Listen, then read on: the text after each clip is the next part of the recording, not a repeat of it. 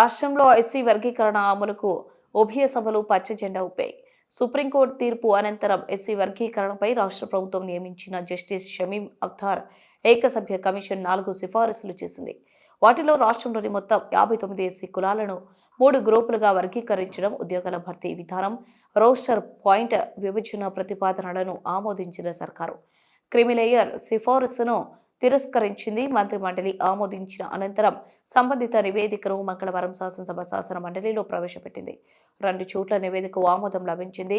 దీంతో దాదాపు 3 దశాబ్దాలుగా వర్గీకరణ కోసం ఎదురు చూసిన వారికి లబ్ధి చేకూరనుంది. జస్టిస్ షమీం అఖ్తార్ కమిషన్ సామాజిక, ఆర్థిక, విద్య, ఉద్యోగాలు, రాజకీయాల్లో ప్రాతినిధ్యం ఆధారంగా అత్యంత వెనుకబడిన కులాలను గ్రూప్ 1లో, మధ్యస్థ లబ్ధి పొందిన కులాలను గ్రూప్ 2లో, మెరుగైన ప్రయోజనాలను పొందిన కులాలకు గ్రూప్ 3లో చేర్చింది.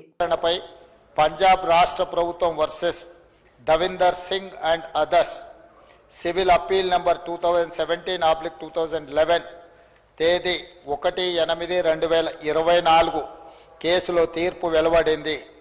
అదే రోజున 2024 ఆగస్టు 1వ తేదీన ఇదే శాసనసభలో రాష్ట్ర ప్రభుత్వం సుప్రీంకోర్టు రాజ్యాంగ ధర్మాసనానికి మనస్ఫూర్తిగా కృతజ్ఞతలు తెలియజేసింది. ఎస్సీ వర్గీకరణ అమలుకు రాష్ట్రం ప్రభుత్వం కట్టుబడి ఉంది అని చెప్పి ప్రకటన చేసింది. అధ్యక్ష, ఎస్సీ వర్గీకరణ అమలు చేసే బాధ్యతను మా మిత్రులు, మా మంత్రివర్గ సహచరులు మేమందరం తీసుకుంటామని అదే రోజున ఎస్సీ సోదరులకు మాట ఇచ్చాము. ఈ ప్రక్రియలో భాగంగా న్యాయపరమైన ఇబ్బందులు తలెత్తకుండా రాష్ట్ర ప్రభుత్వం అప్పటి నుంచే కార్యాచరణ చర్యలు చేపట్టింది.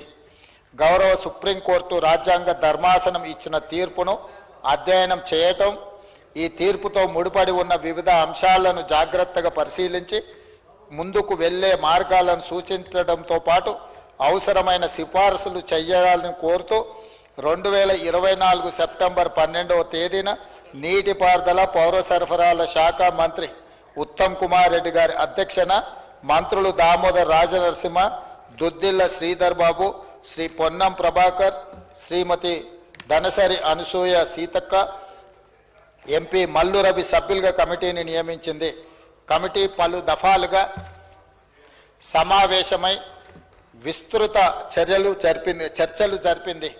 ఇతర రాష్ట్రాల్లోని ఎస్సీల ఉపకులాల వర్గీకరణ అమలు తీరును అధ్యయనం చేసేందుకు సీనియర్ అధికారుల బృందాన్ని పంజాబ్, హర్యానా, తమిళనాడు రాష్ట్రాలకు పంపించింది.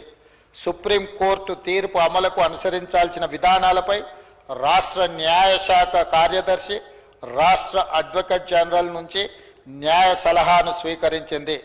విస్తృత సమావేశాలు, సంప్రదింపుల అనంతరం వర్గీకరణపై లోతైన అధ్యయనం కోసం ఏకసభ్య న్యాయ కమిషన్ను వేయాలని కమిటీ సిఫార్సు చేసింది. అధ్యక్ష, కమిటీ సిఫార్సు ప్రకారం రాష్ట్ర ప్రభుత్వం 2024 అక్టోబర్ 11వ తేదీన డాక్టర్ జస్టిస్ షమీం అఖ్తర్ గారి ఆధ్వర్యంలో ఏకసభ్య న్యాయ కమిషన్ను GO 8